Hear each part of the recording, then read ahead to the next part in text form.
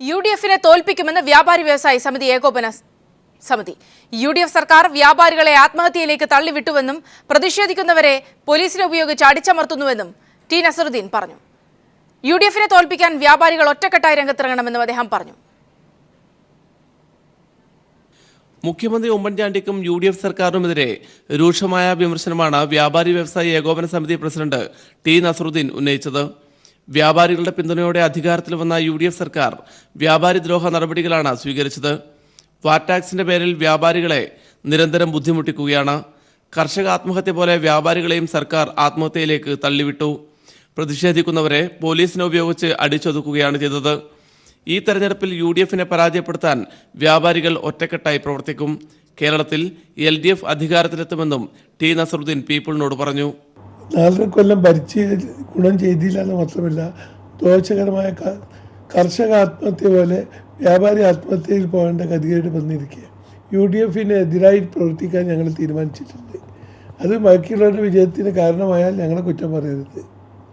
ഏതായാലും ഈ ഗവൺമെൻറ് പോകണമെന്നുള്ള നിർബന്ധമാണ്. അപ്പം നാച്ചുറലി കേരള ചരിത്രത്തിൽ LDF ആണല്ലോ. ഗവൺമെൻറ്റിൻ്റെ വിരുദ്ധ വിധികാരമാണ് ഞങ്ങൾക്കുള്ളത്. ആലപ്പുഴയിൽ ആത്മഹത്യ ചെയ്ത വ്യാപാരിയുടെ കുടുംബത്തെ സർക്കാർ തിരിഞ്ഞു നോക്കിയില്ല.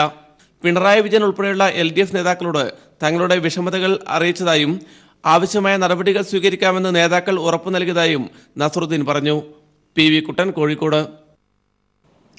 കുട്ടൻ ചേരുന്നുണ്ട് ഈ വാർത്തയുടെ വിവരങ്ങളുമായി. കുട്ടൻ, വ്യാപാരി വ്യവസായ സമിതി സർക്കാരിനെതിരെ രംഗത്ത് വന്നിരിക്കുകയാണ്. നേരത്തെ തന്നെ സർക്കാരിന്റെ നിലപാടുകളിൽ വലിയ രീതിയിലുള്ള പ്രതിഷേധങ്ങൾ വ്യാപാരി സമൂഹത്തിൽ നിന്നും ഉയർന്നു വന്നിരുന്നു. പ്രത്യേകിച്ച് തെരഞ്ഞെടുപ്പ് കൂടി അടുത്തിരിക്കുന്ന സാഹചര്യത്തിൽ ഇവരുടെ നിലപാടെന്താണ്? സൗമ്യ, വ്യാപാരി സമൂഹത്തിൽ നിർണായക സ്വാധീനമുള്ള ഒരു സംഘടനയാണ് കേരള സംസ്ഥാന വ്യാപാരി വ്യവസായി ഏകോപന സമിതി.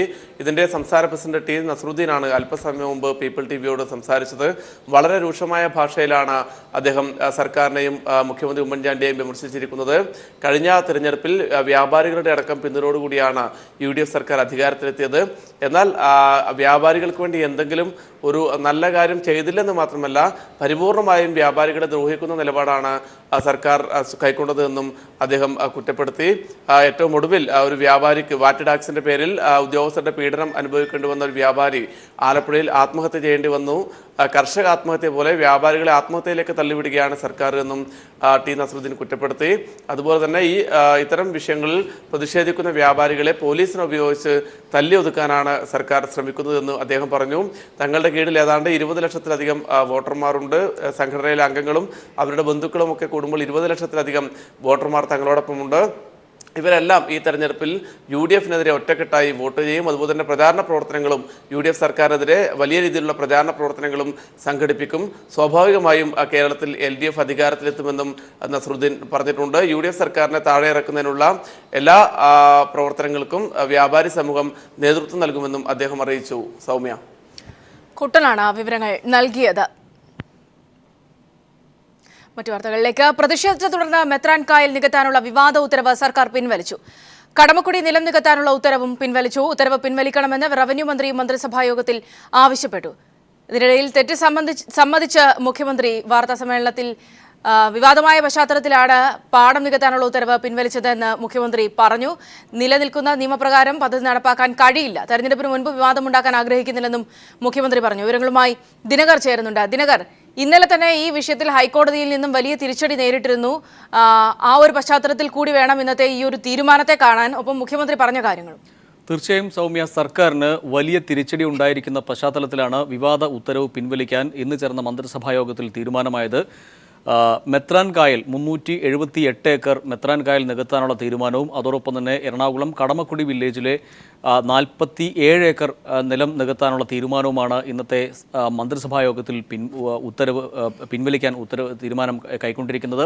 വലിയ വിവാദമായ പശ്ചാത്തലത്തിലാണ് ഈ ഉത്തരവ് പിൻവലിക്കാൻ തീരുമാനമെടുത്തത് എന്ന് മുഖ്യമന്ത്രി പറഞ്ഞു. ഏറ്റവും രസകരമായ വസ്തുത, മുഖ്യമന്ത്രി മാധ്യമപ്രവർത്തകരുടെ ചോദ്യങ്ങൾക്ക് മുന്നിൽ മുഴുവൻ പൂർത്തിയാക്കാതെ അദ്ദേഹം എഴുന്നേറ്റ് പോയി എന്നുള്ളതാണ് ഏറ്റവും രസകരമായ ഒരു വസ്തുത. അദ്ദേഹം വ്യക്തമാക്കിയ കാര്യം ഇതാണ്: തെറ്റ് സമ്മതിച്ചുകൊണ്ട് തന്നെയാണ് മുഖ്യമന്ത്രി ഉമ്മൻചാണ്ടി വാർത്താസമ്മേളനം നടത്തിയത്. എന്നിരുന്നാൽ പോലും അദ്ദേഹം അത് തെറ്റ് മറച്ചുവെക്കാനുള്ള പരമാവധി ശ്രമം അദ്ദേഹം നടത്തുകയും ചെയ്തു. അദ്ദേഹം ചൂണ്ടിക്കാട്ടിയത് ഇതാണ്: നിലവിലെ നിയമമനുസരിച്ച്, അതായത് നെൽവയൽ തണ്ണീർത്തട സംരക്ഷണ നിയമം 2008 അനുസരിച്ച് അതിൻ്റെ എല്ലാ നിയമവശങ്ങളും പരിശോധിക്കുകയാണ് എങ്കിൽ ഈ പദ്ധതി നടപ്പാക്കാൻ കഴിയില്ല എന്ന് ആണ് അദ്ദേഹം വ്യക്തമാക്കിയത്. അത് അറിഞ്ഞുകൊണ്ട് തന്നെയാണ് ഇതിന് അനുമതി നൽകിയത് എന്നാണ് അദ്ദേഹം പറഞ്ഞു വെക്കുകയും ചെയ്യുന്നത്. തെറ്റ് ചെയ്തു എന്ന ബോധ്യത്തോടു കൂടിയല്ല ഉത്തരവ് പിൻവലിക്കുന്നത് എന്നും അദ്ദേഹം പറഞ്ഞു. തെരഞ്ഞെടുപ്പ് അടുത്ത പശ്ചാത്തലത്തിൽ വിവാദം ഒഴിവാക്കുന്നതിനു വേണ്ടി വിവാദങ്ങളിലേക്ക് തലയിടാനില്ല എന്ന് ചൂണ്ടിക്കാട്ടിക്കൊണ്ടാണ് ഉത്തരവ് പിൻവലിക്കാൻ സർക്കാർ തയ്യാറായത് എന്നും അദ്ദേഹം ചൂണ്ടിക്കാട്ടുകയുണ്ടായി. അതോടൊപ്പം തന്നെ KPCC അധ്യക്ഷനും പ്രതിപക്ഷത്തു നിന്നുള്ള ശക്തമായ എതിർപ്പും ഉയർന്നു വന്ന പശ്ചാത്തലത്തിൽ കൂടിയാണ് ഉത്തരവ് പിൻവലിക്കാൻ ഇടയായത് എന്നും അദ്ദേഹം ചൂണ്ടിക്കാട്ടി. നിലവിലെ, അതായത് ഈ പദ്ധതികൾ നടപ്പാക്കാൻ പാരിസ്ഥിതിക അനുമതി നൽകിയിട്ടില്ല, അല്ലെങ്കിൽ പാരിസ്ഥിതിക അനുമതിക്ക് വിധേയമായി കൊണ്ട് മാത്രമാണ് ഈ പദ്ധതിയുമായി ബന്ധപ്പെട്ടവർ വീണ്ടും സർക്കാരിനെ സമീപിച്ചത്. അത്തരം കാര്യങ്ങളൊക്കെ പരിശോധിച്ചുകൊണ്ട് അത്തരത്തിൽ ഒരു പദ്ധതി നടപ്പാക്കാൻ കഴിയുമോ എന്ന് പരിശോധിക്കുകയായിരുന്നു എന്നുകൂടി മുഖ്യമന്ത്രി പറഞ്ഞു വയ്ക്കുന്നുണ്ട്. എന്തായാലും സർക്കാരിന് ഏറ്റവും വലിയ ഒരു തിരിച്ചടി തന്നെയാണ് ഇത്.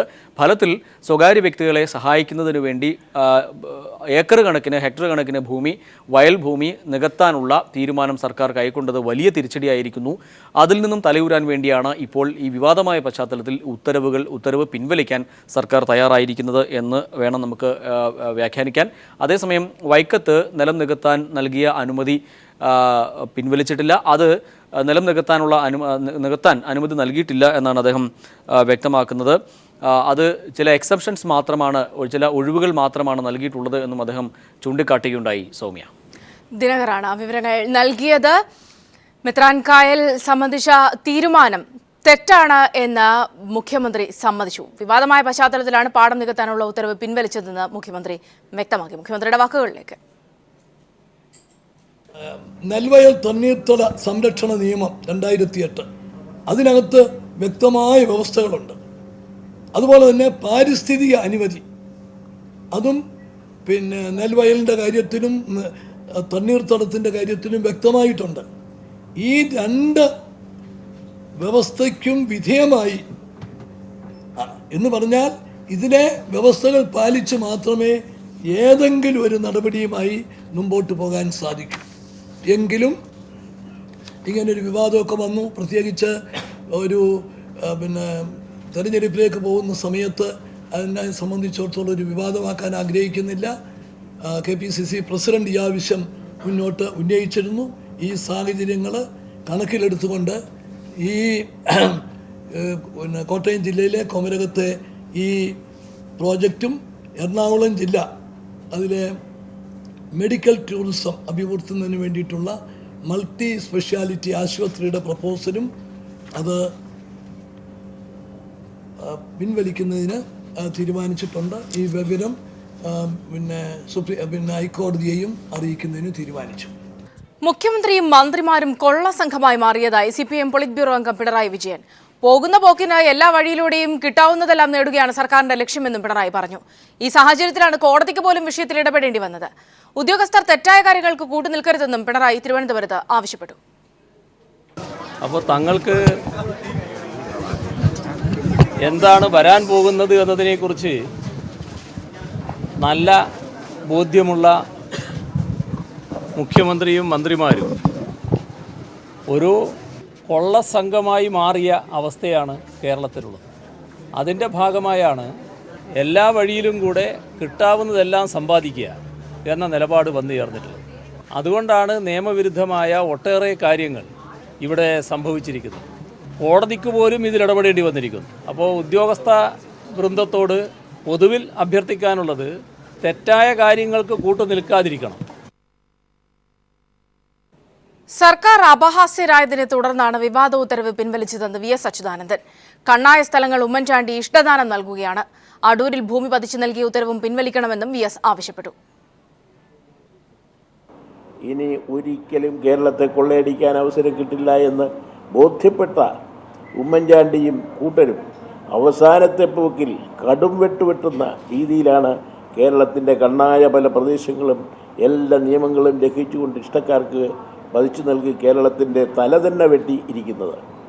ഇവിടെയാകട്ടെ സമ്പന്നന്മാരും വലിയ ആസ്തിയുള്ളവരുമായ ആളുകൾക്കും സംഘടനകൾക്കുമാണ് ഭൂമി അനധികൃതമായി നൽകിയിരിക്കുന്നത്. തെരഞ്ഞെടുപ്പ് പ്രഖ്യാപനത്തിന് തൊട്ടുമുൻപ് SNDPക്ക് റവന്യൂ മന്ത്രി അടൂർ പ്രകാശിന്റെ മണ്ഡലത്തിൽ സർക്കാർ ഭൂമി സൗജന്യമായി പതിച്ചു നൽകി. ക്രിസ്ത്യൻ സഭകൾക്കും NSSും ഉൾപ്പെടെ 18 ഏക്കർ 58 സെന്റാണ് പതിച്ചു നൽകിയത്. ഭൂമി പതിച്ചുകൊടുത്ത് കഴിഞ്ഞ വെള്ളിയാഴ്ച ഇറക്കിയ ഉത്തരവുകളുടെ പകർപ്പ് പീപ്പിളിന് ലഭിച്ചു.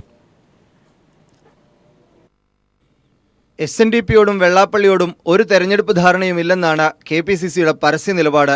എന്നാൽ വസ്തുതകൾ അങ്ങനെയല്ല. കോന്നിയിൽ റവന്യൂ മന്ത്രിയുടെ മണ്ഡലത്തിൽ 2 SNDP ശാഖകൾക്കായി 1 ഏക്കറിലധികം ഭൂമി കഴിഞ്ഞ വെള്ളിയാഴ്ച പതിച്ചു നൽകി. 1421 നമ്പർ ശാഖയ്ക്ക് 1 ഏക്കർ 1 സെന്റും 1182 നമ്പർ ശാഖയ്ക്ക് 4.5 സെന്റും സർക്കാർ ഭൂമിയാണ് സൗജന്യമായി പതിച്ചു നൽകിയത്. മറ്റ് സമുദായ സംഘടനകൾക്കും വ്യാപകമായി ഭൂമി പതിച്ചു നൽകി.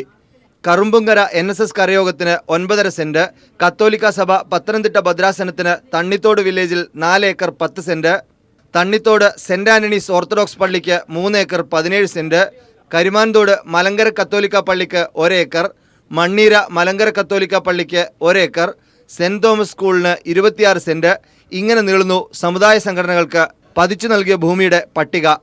ഭൂപതിവ് ചട്ടങ്ങളിലെ 24-ാം ചട്ടം നൽകുന്ന പ്രത്യേക അധികാരം ഉപയോഗിച്ചാണ് ഭൂമി നൽകിയതെന്നാണ് വിശദീകരണം. തെരഞ്ഞെടുപ്പ് പ്രഖ്യാപനത്തിന് തൊട്ടു മുൻപ് കഴിഞ്ഞ വെള്ളിയാഴ്ച റവന്യൂ വകുപ്പിനു വേണ്ടി അഡീഷണൽ ചീഫ് സെക്രട്ടറി വിശ്വാസ് മേത്തയാണ് ഉത്തരവിറക്കിയത്. MR Sajesh, news bureau, Thiruvananthapuram. Vaikom പുഞ്ചപ്പാടം പതിച്ചു നൽകിയതിൽ പ്രതിഷേധിച്ച് CPI പ്രവർത്തകർ പാടത്ത് കൊടിനാട്ടി. പ്രകടനമായി എത്തിയാണ് പ്രവർത്തകർ കൊടിനാട്ടിയത്. വൈക്കത്ത് 150 ഏക്കർ ഭൂമി നികത്താൻ സ്വകാര്യ കമ്പനിക്ക് സർക്കാർ അനുമതി നൽകിയിരുന്നു. അതേസമയം മുഖ്യമന്ത്രിയുടെ മുൻ ഉപദേഷ്ടാവിന് വൈക്കത്ത് 150 ഏക്കർ പുഞ്ചപ്പാടം കൈമാറിയെന്ന് VS ആരോപിച്ചു.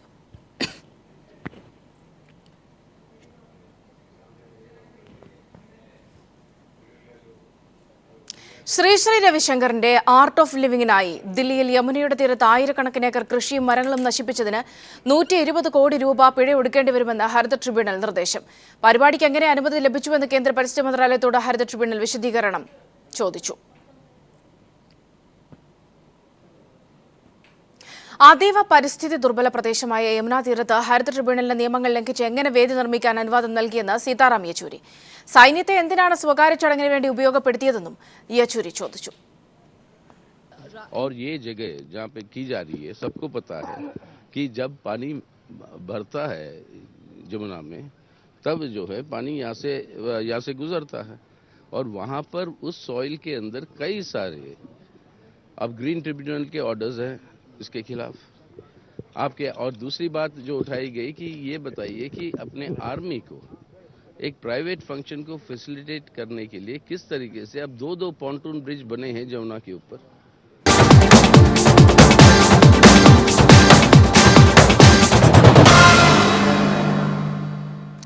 ലീഗ് സ്ഥാനാർത്ഥിയെ മാറ്റിയില്ലെങ്കിൽ താമരശ്ശേരി രൂപതയുടെ സഹായത്തോടെ തിരുവമ്പാടി ഉൾപ്പെടെ 8 മണ്ഡലങ്ങളിൽ മത്സരിക്കാൻ മലയോര വികസന സമിതിയുടെ നീക്കം. നിയമസഭയിൽ കർഷകരുടെ പ്രതിനിധി ഉണ്ടാകണമെന്ന് മലയോര വികസന സമിതി പറയുന്നു. മലയോര വികസന സമിതിയുടെ മുന്നറിയിപ്പിൽ അങ്കലാപ്പിലായിരിക്കുകയാണ് UDF പാളയം. തിരുവമ്പാടി മണ്ഡലത്തിലെ ലീഗ് സ്ഥാനാർത്ഥിയെ പിൻവലിക്കില്ലെന്ന് ലീഗ് അറിയിച്ചതിനെ തുടർന്നാണ് മണ്ഡലത്തിൽ സ്വന്തം സ്ഥാനാർത്ഥിയെ നിർത്താൻ മലയോര വികസന സമിതി തീരുമാനിച്ചത്. മണ്ഡലത്തിലെ ലീഗ് സ്ഥാനാർത്ഥി തങ്ങൾക്ക് സ്വീകാര്യനല്ലെന്ന് താമരശ്ശേരി രൂപതയും മലയോര വികസന സമിതിയും മുഖ്യമന്ത്രി ഉൾപ്പെടെയുള്ള കോൺഗ്രസ് നേതാക്കളെ നേരത്തെ തന്നെ അറിയിച്ചിരുന്നു. എന്നാൽ സഭയുടെ ഈ നിലപാടിനെതിരെ രൂക്ഷ വിമർശനമാണ് ലീഗ് നേതാക്കൾ ഉന്നയിച്ചത്. സഭ രാഷ്ട്രീയത്തിൽ ഇടപെടരുതെന്നും സ്ഥാനാർത്ഥിയെ തീരുമാനിക്കാനുള്ള സ്വാതന്ത്ര്യം രാഷ്ട്രീയ പാർട്ടികൾക്കാണെന്നും ലീഗ് ജില്ലാ പ്രസിഡന്റ് ഉമ്മർ പാണ്ടികശാല വ്യക്തമാക്കിയിരുന്നു. ഈ സാഹചര്യത്തിൽ കൂടിയാണ് തിരുവമ്പാടിയിൽ സ്ഥാനാർത്ഥിയെ നിർത്താൻ മലയോര വികസന സമിതി തീരുമാനിച്ചത്. കർഷക പ്രതിനിധിയെ നിയമസഭയിൽ എത്തിക്കുമെന്നും തിരുവമ്പാടിയിലെ ലീഗ് സ്ഥാനാർത്ഥിയെ മാറ്റുന്ന കാര്യത്തിൽ UDFന്റെ അന്തിമ തീരുമാനം തങ്ങൾക്ക് എതിരായാൽ തിരുവമ്പാടി ഉൾപ്പെടെയുള്ള 9 മണ്ഡലങ്ങളിൽ സ്ഥാനാർത്ഥിയെ നിർത്തുമെന്നും മലയോര വികസന സമിതി ചെയർമാൻ ചാക്കോ കളമ്പറമ്പിൽ പറഞ്ഞു. അവർ ഞങ്ങളെ ഔദ്യോഗികമായിട്ട് ഇത് അറിയിച്ചിട്ടില്ല. നമ്മളുമായി ചർച്ച ചെയ്ത വിഭാഗങ്ങൾ നമ്മളെ അറിയിക്കണ്ടേ. ഇപ്പോഴും അവർ പറയുന്നത് സാധ്യതകളുണ്ട്, തള്ളിക്കളയരുത്, സാധ്യതകളുണ്ടെന്നാണ് നമ്മളെ വിളിച്ച് പറയുന്നത്. കോൺഗ്രസിന്റെയും ലീഗിന്റെയും അടക്കമുള്ള നേതൃത്വങ്ങൾ നമുക്ക് തന്നൊരു അഷുറൻസ് ഉണ്ടല്ലോ. ആ അഷുറൻസ് ഇതുവരെ മാറ്റി അങ്ങനെയല്ല എന്ന് നമ്മളെ അറിയിച്ചിട്ടില്ല. നമ്മൾ ഏതറ്റം വരെയും മുമ്പോട്ട് പോകും.